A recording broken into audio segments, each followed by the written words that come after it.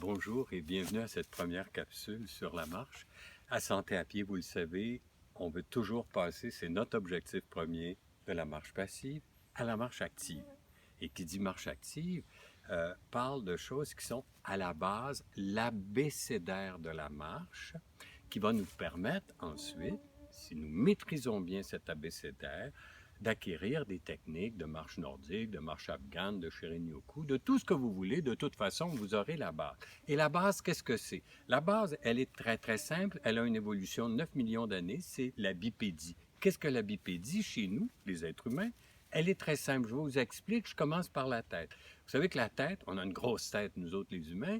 La tête, en fait, c'est l'organe le plus lourd du corps. Donc, on a intérêt à ce que la position de la tête sur le corps soit exactement celle qu'elle doit occuper. Autrement dit, quand vous voyez des gens marcher affaissés, les épaules affaissées, la tête affaissée, ils sont en train beaucoup plus de se faire souffrir éventuellement que de s'aider. Là, il n'y a pas beaucoup de bienfaits. C'est quoi? Je me tourne, je regarde vers l'horizon. Ma tête, je l'installe. Elle est où ma tête? Oui, forcément, j'ai la tête sur les épaules, hein?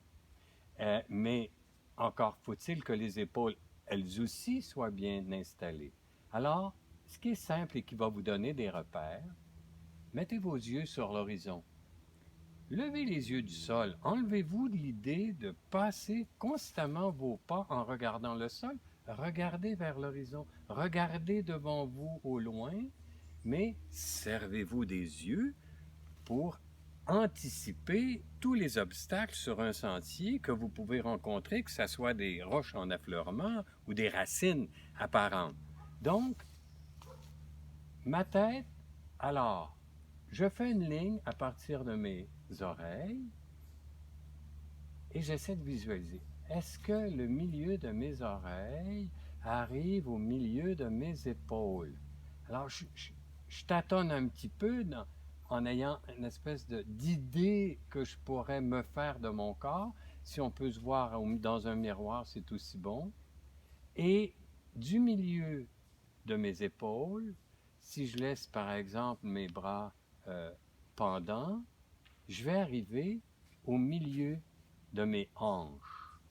Il y a de bonnes chances dans ce cas-là que votre posture soit la bonne et qu'à partir de ce moment-là, vous n'avez plus aucun obstacle pour respirer. Vous pouvez aller chercher l'air, l'oxygène qui va vous nourrir et en bon randonneur, qui va vous donner de l'endurance. En fait, c'est important d'ouvrir.